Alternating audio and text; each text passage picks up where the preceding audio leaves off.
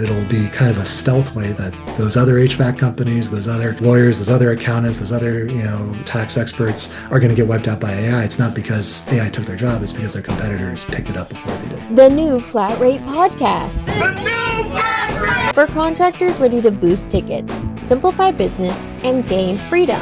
Today, we sat down with Garrett Fritz. He is a CTO and partner at Meta CTO. And now, your host, me, Natalie Cope, and your co-host, Danielle Putnam. Today, we're joined by Garrett Fritz, partner and CTO at Meta CTO, where he helps businesses turn ideas into real digital products through technology and AI. Garrett has worked with startups, apps, and growing companies to bridge the gap between business ideas and tech execution.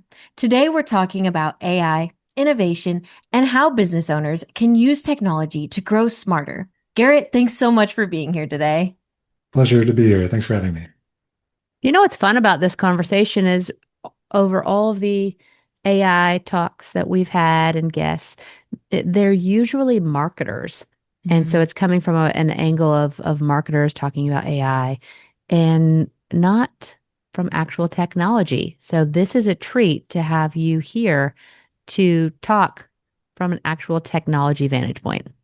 Yeah, I'm glad you said that. It's exactly the same pattern that I see. You get a lot of that media coming across on all the channels, and every person who's kind of extolling the virtues of AI and how it's transforming is selling AI in some way, shape, or form.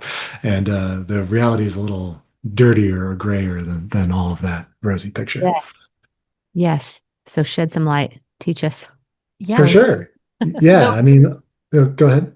Oh, I was going to say, for people that don't know, what does a fractional CTO actually do? Yeah, that's a good question. So for us, that takes sort of two different flavors largely, and it depends on kind of the demo of the client or the customer or the business that comes and meets us. I'd say about half of our business historically has been in one tranche, which I would kind of declare like the startup or the founder, right? Those are people who have got a lot of domain knowledge of what they're trying to build, some industry that they know inside and out, but they've never built a digital product.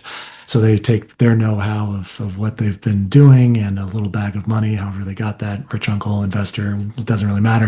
And then they come to us and we sort of take it from there. And so they'll usually arrive to us with what's in their head, maybe something on a napkin. Most advanced people will have a PowerPoint presentation, but then we sort of get the gears rolling on what they should be building, how they should be building it, and then fundraising for it, and then launching that into the world. The other side, which has been the side of our business that's been growing the most, is more for established companies, revenue-driving companies, small businesses, mid-market companies that aren't tech companies. These are people like your lawyers, your accountants, your construction companies, labor compliance type entities that don't have development teams, but they do have large teams, lots of data, lots of stuff, and they're all not immune to getting this AI pressure from executives, board members, stakeholders, shareholders, whatever, saying, what are you doing to leverage AI? Why aren't you doing it more? And why aren't you more efficient because of AI? And so those are the ones that come to us, and when we look into what they're doing and what they've tried, it's really just a hodgepodge of, well, we bought these licenses, so therefore we should be an AI company, right? And the answer is absolutely not. That's not how this works. That's not how any of this works. So yeah, the equating of spend to results is just not there for a majority of these folks. And so that's to answer the brief question, what does fractional CTO means? Well, these entities are not in a position to hire on-staff engineering talent, right? When it comes to software, it doesn't make sense for them to invest that. What they want to do is have the benefits of having like a CTO on staff, because none of them have a CTO. At the best, they have like an IT person, but more realistically, they have an IT firm that they've sort of contracted out, so they don't even know how their computers work in the first place, let alone be able to create any sort of custom software. And so that's where we come in. And to a large extent, for those small businesses, mid-market companies, we are sometimes creating products, and those would be internal tools. We're replacing a lot of spreadsheets. A lot of these businesses are operating on really old spreadsheets or spreadsheets that are titled things like version one final, final, dot final. Don't use this other one, use this one, right? Like stuff like that is really how, you know, 10, $20 million a year companies are being operated. And so you can imagine that adds overhead to that sort of process and procedure. And so we'll come in and revamp all of that. But then what's really nice is on the flip side of that, when we're building these tools that kind of streamline their workflows largely themselves using AI agents in some way, shape, or form, what that does translate to is getting all of their business data into an actual readable state. So getting that stuff out of the filing cabinets, out of people's text messages, emails, and into an enterprise context that they can now, drive some real insight with, put real agents on, solve, time-consuming problems that they would otherwise just have to hire staff for, and so. In a nutshell, it's a long-winded explanation for what we do and how we're kind of implementing AI, and we can dive into some more concrete stuff because we're kind of in the trenches with it. So, how are you seeing AI actually help businesses right now? Big one. I'll give you a couple examples of how we're doing it right now. The easiest win for a lot of these is when it comes to just a data processing perspective. Like I mentioned, with getting documents out of filing cabinets and emails, a lot of like for one of our clients who's a kind of construction company, they do cement piles for foundations for skyscrapers and stuff like that. A lot of paper. So their foremans are on site keeping logs on paper. They'll end up uploading and using a service that is widely utilized throughout the construction industry called Procore, which is like kind of a whole bookkeeping back of house type system. But the interface is awful, and they use it because they're told to use it, but they're not actually leveraging any of the data inside of it. So we implemented an AI agent that will scan all the data that's been uploaded into Procore, in addition to all of the like pictures of documents that were taken, and do like a super advanced kind of optical character recognition type thing there to get what is scribbly notes in very different forms of sheets into unified database tables that then they can do some analysis on. And so this is something that they had actually hired two full-time staff to go through years and years of back data and import. And our little AI agent ran through it in 3 days. And so with that tool that we created, or that agent that we created to scan all of their legacy data, they saved $80,000 in salary costs and 2 years. That's pretty meaningful there. And we've done the same thing from an agent perspective to do things like market research for businesses to find competitor analysis, see what their competitors are spending ads on, and how does that translate to where their campaigns are, how can they differentiate, and really kind of removing those time sucks. And like really lame time sucks. Like it's the worst part of these people's jobs they are now becoming supervisors and reviewers as opposed to the cogs that are going out and doing that grunt work. That's really where the highest leverage pulls are for getting AI into these companies. So it's not just like basic chat GPT type things. What we're doing is building, we call it ECE, so enterprise context engineering, where it's using the same models, AI models that power those other tools, but giving that the context of their business and allowing that to be very contextual to their knowledge base, their know-how, their data systems, and their processes. And that's been a big deal for a lot of these companies. Yeah. What kinds of problems can contractors solve with technology or AI? Yeah, it's very dependent on that business. But the most part is efficiency and cost. So going back to spreadsheets as an app, I mean that's really where we're getting the biggest cut, and that's why people will email us in the first place. Is they acknowledge that they have all these gaps in their processes. It's disjointed. It takes a long time. They can't actually benefit from the data. And at the same time, they're getting this pressure for why isn't there an AI solution for this that has worked for them? And so, but they don't have the technical know-how to connect those dots because it's not easy. Like you can't just drag and drop your Google Drive into ChatGPT and then expect to get some sort of results there, right? Um, Great example. right. Yeah. Right. Yeah, and and it's also a time investment, and like a lot of these people still have day jobs, and so when we're looking at these companies that are substantially sized companies, I mean, they're not small businesses. I mean, you make $50 million a year, you've got 300 employees across Yeah. four different states, and keeping all those people organized. And the person who's like their AI advocate that has been declared by the CEO, therefore you shall be our AI person, they're the head of operations. And so in order to like substantially invest enough time for them to figure out these systems and get them implemented, I mean, that's a serious opportunity cost for what they should be doing, which is running their business. And so when we come in and take that first stab and like turn in some meaningful ROI by like updating their processes to use now a custom software solution that is leveraging these AI agents. They accommodate that for the line item. It's like, yes, we see the ROI on this in just the first month, and it's no longer just a survey of their employees that say, are you using AI or not? Which is like the only way that a lot of these companies have been tracking utilization of these AI services, is just asking people, are you using AI? Mhm. Of course, they're all going to say yes. But realistically, when they're looking at the dashboards, it's really just a metric of number of licenses bought, and then utilization of that is pretty bleak for the most part. How do you take someone's idea and turn it into a real product? Takes time.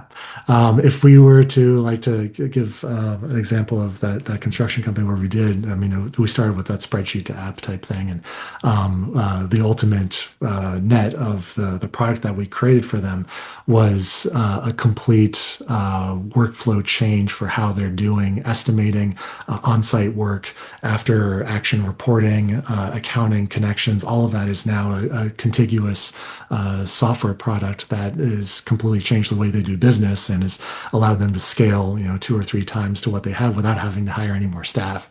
We're not like the Grim Reaper here. We're not taking away jobs with AI. We're actually allowing these companies to scale with their current staff. But what they asked for was a better spreadsheet. And so if we would have done that, nothing would have been any different, Yeah. right? And Yeah. so what it really takes, and the reason why, we like, pride ourselves in what we do and what differentiates us from just, going to appdev.com or trying to find, or trying to vibe code something yourself through like Replit or Lovable or whatever those are, is that we really take the time in the first 2 4 weeks to do nothing but find out how your business works, right? Before working with these companies, I knew nothing about labor and wage compliance for government contracts, but now I'm kind of an expert on it. My partner similarly knew not was unfamiliar with the whole dynamics of multiple agent digital marketing firms, but now he's like got the inside outside scoop of the entire thing, and then can apply his digital expertise on top of that to deliver outcomes. So like, yeah, we're called Meta CTO for a reason. We end up becoming like the CTO of those companies, and it takes time, and it takes some cleverness on our side, and ultimately that's who they want to talk to, is the CTO, and then we sort of act as that. We really think that we are successful when when people in those companies say, "Oh shoot, I didn't know you weren't a full-time employee," but that's really the reaction that we tend to get on these, because we get so embedded with these projects. Yeah. Garrett, I don't think any of us business owners actually admit how much efficiency and money is lost down the drain by trying softwares, trying subscriptions, trying tools to fix our business, make it easier. And then all of a sudden we have this tech stack of subscriptions, if I can call it even a tech stack, but of subscriptions trying to make everything easier. We're wasting money all the time. And what you're describing to us, I saw, I don't know, not that long ago, somebody posted online somewhere on a channel, and they said, "Hey, how many of you are actually generating revenue real dollars in your business because of AI, not savings, not efficiency. Like you're actually a business making money because of AI. And it was crickets. It was nobody. And so what you're saying, I'm not saying that it doesn't exist because it does, but what you're saying is, hey, the majority, they need some help cleaning up. Let's turn our existing processes into more efficient engines, and we can do that with the right technology piece, which is why they need Meta CTO, because you guys have the knowledge. You can think farther. You can actually learn their business and find out what they really want so they don't have to keep band-aid approaching with different software subscriptions and tools because we've got this huge stack. So, I mean, come on, I know I'm not the only one that does. We all do, right? It's like, what can we unsubscribe to today? We've got many. So I like what you're saying because it validates of, hey, let's not be afraid of AI for the future. It's not Terminator today, not yet. We haven't taken over the world yet, but we're working on efficiency. And if you aren't generating a ton of revenue with AI in your business, you're not necessarily left out yet. Yeah, that's very well put. And that's ultimately the message. And like, look, these folks that are declared their AI advocate or ambassador for the company. I mean, if given enough time, they could figure all this out and end up getting a process in place that is leveraging these things. But I mean, time is money here, and there are so many tools. And you go out there and if you were to just look at, AI tool to help with bookkeeping, you'll get 50,000 results, right? And so, are you really going to try every single one of those things to find out the best one? And what we get as leverage as Meta CTO is that is part of our core business, right? So we are trying out all of them. We are trying out, well, maybe not all of them, but a majority of them, right? And we Right. know what works, we know what doesn't work. We have kind of burned through all of these. So the idea is when you come to us, you start on second base. You don't have to like burn through a bunch of tests, a bunch of trials, and we can pair that with our multiple decades of just product development know-how and experience. Because it doesn't matter if you have a tool that works, if no one adopts it, then what's the point, right? Because it just will sit on the shelf and Have get. so many of those, right? And leadership finally made a decision and they chose a tool and a path, and now we're all going to learn it. And then, oh, that didn't work. We're going to go try another one. And then all of a sudden, we don't trust leadership anymore and their decisions to pick us a tool. And then everybody's frustrated. And we Yeah, and all then you know, get right? demo and POC burnout, right? Yes, Nothing but yes. really pretty demos out there. But like, really, And what some have you done really for me unpretty lately? demos. Well, what's Y'all really got a funny about the demo and demos is somebody they're was all, like searching their vapes. They were like, they were presenting and forgot they were sharing their screen. So they're sitting there like searching for new vapes. And we're all like, hello, we're still here. Show us your actual product. Yeah, absolutely. Those go poorly. And I mean, we recently were at the Google Next conference in Vegas a couple of weeks ago, and the whole thing there was how Google was rolling out AI agents to enterprise, and there was value there. But like a lot of the companies that were either doing demos or work sessions, all of the like, yeah, we declared victory. This is how we're implementing it. Very scripted. Like the prompts were exactly what they tested out. The prompts would be the day before. They would not go off script, and if they accidentally went off script, it didn't work. And a lot of the projections also. I mean, these are like actual enterprises. Probably a step higher in the market than what Meta CTO tends to do with, because a lot of these enterprises are they have technical teams already. So they've already invested their tons of resources on. We're more like mid market and down that don't have that. But like even they were not immune to this whole like AI theater, where their metrics of saying, yeah, this is so awesome. Look, we're getting 10x returns. You see the little asterisks. These are projected returns next year based off of this, right? And so, and then the big like selling point, or one of the big like celebrations that Google had was, oh, this company just bought 30,000 seats to our AI product. They just bought the seats that week. That's what the big reward was, is that they're paying for the licenses. Not that they've gotten any value out of it yet, but that they're paying for the licenses, right? So, which is a win for Google because they're getting that. But like ultimately, what company is even in these enterprise levels, the ones you think that they have it all together and have infinite resources to throw out their technical departments, even they are struggling to show any sort of meaningful growth, and they have their own reasons why that's tough, and that red tape is all there. But that's they're it's hard is the nutshell of that one. Fascinating. So, what do business owners usually get wrong when trying to build an app or tech product? Well, that's an interesting one. I think that what's helped us, or is which is sort of counterintuitive, is that a lot of the folks who have come to us have tried a tool on their own, right? They have tried to vibe code something. They've built a prototype themselves via Replit, or they've been the more sophisticated ones install Claude code, and they show us like, oh, look, this is what I'm trying to get at. And more often than not, they also say the words, we are 90% of the way there. Can you just get us the last 10%, right? It's like, eh, well, sort of. One, what you've built is what we would call the equivalent of a tappable prototype, right? It is something that is great. You got your ideas down. It's usually a really good tool to help us get familiarity with the problem they're trying to solve, that kind of thing.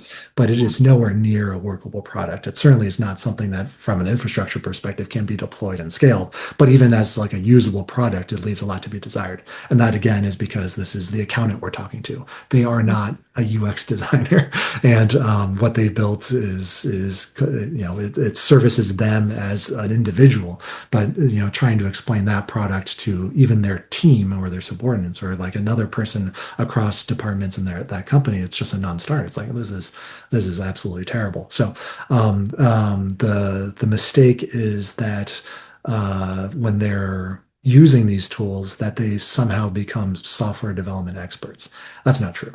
You have the capability to iterate on things and kind of get some ideas down, but ultimately, if you haven't been building digital products for 30 years, you're not going to suddenly have that capability or know-how, and it's real experience and real value that is not there. So getting really hung up on, and it's weird how much sunk cost and how much value they put into like a weekend's worth of vibe coding. But like a lot of these folks treat it as a sacred cow. It's like, no, this is exactly what I want. Okay, dude, you spent 12 hours on this thing. I mean, you can let it go and let us, kind of get you to the next step, because really we can't elevate them that far. So those are some mishaps. But at the same time, they're also realizing, hey, some of the folks, not the ones that like think that's all, that's the best thing since sliced bread, but some of them are thinking, okay, now I can see that there is a real custom software solution here. Yeah. There's some meat on the bones. It's not a non-starter. I can sort of see that there's value here. Maybe we look into upgrading our spreadsheets. I think it's part of the process too. And it's a great way to get a draft going so that you can continue to think further and expand the idea. Is it actually a viable product? Sure is, yeah. Mhm. What kinds of businesses do you think will benefit the most from AI over the next few years? So the businesses that have benefited so far, like hands down, are software businesses, right? That's why a lot of these tools were created and what they were kind of the niche that they went in for right away. I think the next tranche of businesses are exactly the ones that we're targeting, the ones that we're going after, which are, revenue generating small business, mid-market companies that are not tech companies. These are companies that largely are unaffected by AI, right? Your plumbers are not going to get hurt by AI. However, the plumbers are going to be hurt by competitors who have adapted AI practices into their user base. So I'm not sure if you've ever tried to like remodel your house or hire a general contractor. It's a pretty awful process. I don't. You're doing it right now. Yeah. So like it's very unsatisfactory, and like I know quite a few people have done that. None of them recommend their general contractor, right? And it's largely not because of poor workmanship. It's usually because of poor communication. Any Will successful you say that relationship, again? Will you say that again? Say that it's again. it, it's largely not because of poor workmanship. It's because of poor communication. And every valuable relationship, even ones with contractors and all that, it's all based on communication. And so what largely happens on these services industries is you still get pieces of paper for quotes, and you can't even get a quote unless someone shows up. And when you get progress updates, they're sporadic and inconsistent at best. And when there's questions that need to be asked or answered across, it usually takes weeks and adds to timeline. And of course, no one's ever met a timeline when it comes to all that. And that is all solvable problems, and it's solvable problems with good software. But the tools that these entities are using from a legacy perspective are those tools like Procore, these like one size fits all software solutions that work for you, but they also work for designers and they work for photographers and they work for carpenters and all that kind of stuff. And so the biggest value that these companies can get is acknowledging that one, this one size fits all thing. Not only is it not suiting my company's particular needs nor my customers' needs, but I'm also paying a fairly large licensing cost for these software products and only using 2% of it, but you're paying for the full 100%. There's no discount just because you're using a small razor blade of it. And so, once they figure out that they can supplant that process and invest instead in their own, bespoke solution that works brilliantly for them, is trained on their employees, they get their own branding, their own sort of entity and face on it. Well, they're going to wipe the floor with their competitors. And so it'll be kind of a stealth way that those other HVAC companies, those other lawyers, those other accountants, those other tax experts are going to get wiped out by AI. It's not because AI took their job; it's because their competitors picked it up before they did. Yeah, and I was, half joking, but half not joking of say that again, is it's the communication. And so technology can greatly help with this technology piece. We love home service industries and the home service industry and home service providers. I mean, that's our love. That's who we are. That's our world here. And we all know, and we all fail at it all the time. Communication, and that we have to Totally.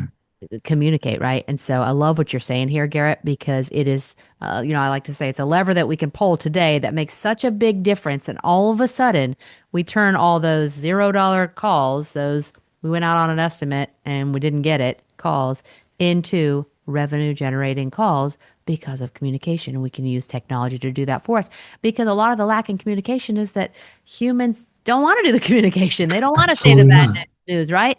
Or Yeah. the good news or the all the communication. It's busy, it's extra work, right? And so if technology can step in here and we can utilize AI, what a difference that would make for our businesses. What a difference. And when it comes to business in particular, that's actually one of the first implementations that MetaCTO ourselves leverage internally is on that sales side. Like the biggest pain point for us, because we're a small business, right? We're not enormous. We Yeah. don't have tons of sales staff, was time to proposal. And that's really what we wanted to get down. And like ultimately some contracts are purely just won by who sent in the first bid. And so with the context of like that we feed into this agent of what MetaCTO is, what is our past work, what's our expertise, how we solve problems, our pricing model, and all that kind of stuff, we are now able to send proposals right after the call, and that Mhm. consumes the Zoom call or transcript that we just had and hung up on, along with the case studies that we have, generates the quick proposal. Now me, our head of revenue, whoever reviews it, just gives it a quick once over. Yes, this is exactly what we want. Gives it a little message. Yeah, let's add this other subsection for this other bit of work that we did, and then hit send. And it's been a big deal for us, and just in our throughput on that side. And so that's real revenue, and that's AI, It and we is. absolutely It love it. is. So from the business standpoint, it's time to proposal. From the homeowner standpoint or the customer, the end customer, it's speed to buy. How Speed to quickly buy. can they buy? And they Yeah. can't buy until they have that proposal or whatever it is that you're presenting to them, right? But speed to buy, you got to give speed up their ability to buy. And And like continuously too. It's not just speed up to buy. Like, I mean, how many times like the most dangerous terms when you're doing any sort of homework is while we're at it, right? And so engineering change proposals, it's addition, the magic yeah, question. yeah, and so it's fantastic for the contractors, for the workers, and all that. But like even that needs to get a yes and a signature and all that Yeah. kind of stuff. And how brilliant is it when a text message from the homeowner to the contractor saying, you know what, I actually want to do something with this nook, turns into a proposal immediately with the context of the work that's already being done, with the schedule of the people who are going to be there, and just saying, well, if you say yes today, our carpenter's already going to be there next week. Guess we don't have to add the site charge to, if you sign right now, save $200. Click here to sign. All of that is something that would take a really savvy sales operations person to like kind of put those pieces together and have all that information. But Mr. AI agents got it all on lock already. Yes. And we need to appreciate that and utilize that because it's here Yeah, for it's us, right? fantastic stuff. But Yeah. that's what the context is, right? Have no notion of your schedule, notion of your personnel, notion of their expertise, notion of what it costs to operate that business, to know where those discounts can be. All things that ChatGPT knows nothing about you, right? Tying all that stuff together is really the value prop. And even knowing that you can tie that stuff together in the first place is another reason why we only get asked for better spreadsheets. And we say, well, hold on a minute, we can do a little bit better than that. Garrett, tell us more about Meta CTO and who you help. Yeah, so we're technologists. My background, I have an aerospace degree from MIT, which I don't use a hell of a lot anymore, except to bring it up as early and often as I possibly can. I did use it for a number of years after college, but my wife didn't want to live in Colorado, so I took a job in tech. And so for the last 20, 15 or so years, I've been acting as a CTO and head of product for different startups in Los Angeles. And my partner, business partner Chris, is largely same profile. He's been a part of some large funding rounds and exits for tech companies, and so together we sort of brought this thing to fruition. But really, Meta CTO is called Meta CTO because we want CTO on the forefront. That's how we get a foot in the door. It's how we differentiate. Like, yes, we are technical experts, and our clients and customers know they are not, right? And that's how we talk. Really, we're a full service digital agency. We have a creative director, we have marketing assistants, we have a lot of UX designers, we have product managers who have a wide breadth of experience across different industries. And really, we're kind of the one-stop shop for, you've got a pain point, it's going to be solved by something that goes beep boop. We can do all of that.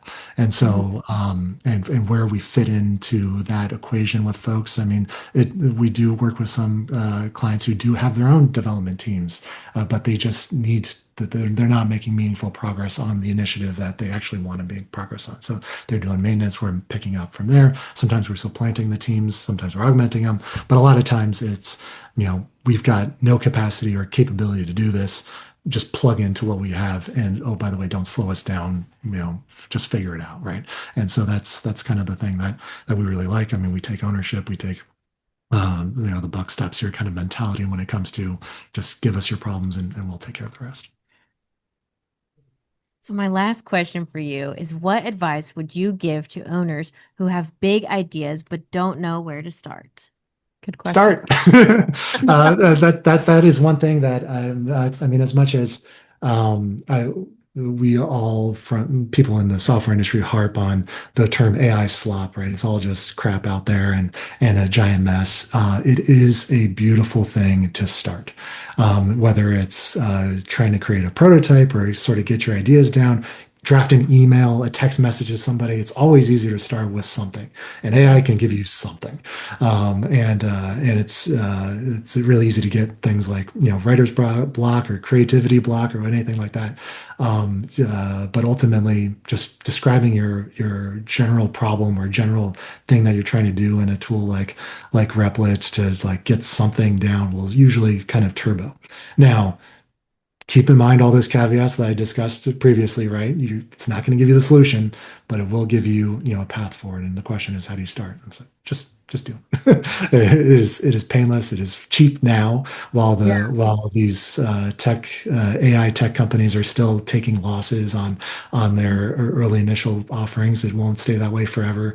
Once these companies start realizing that they have to make profits in order to stay in business, the cost to do things like generate these prototypes is going to go up, substantially. So now it's no longer $30; it's $5,000 to generate your prototypes. Like, that's coming. So right now we're still in this glory days of loss leading on the AI world that, take advantage of it now and then bring it to me. We'll take it from there. Yeah, fascinating. So Nike, just do it, right? Just do it. Yeah, just do it. It's not that bad. I love Garrett, that. thank you so much for having this conversation with us. I can't wait to get this episode out. And A lot of fun. Thanks. Bye, guys. Thanks, Garrett. Thanks. If you want to learn more about the new flat rate, go to thenewflatrate.com. If you want to learn more about Meta CTO, go to metacto.com.